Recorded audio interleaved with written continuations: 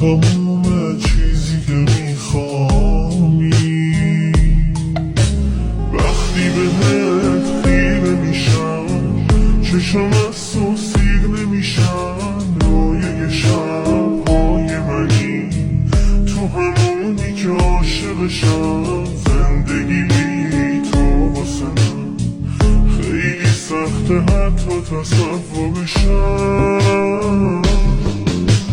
هر جا که باشی تو فکر تو هم حس میکنم پیش من.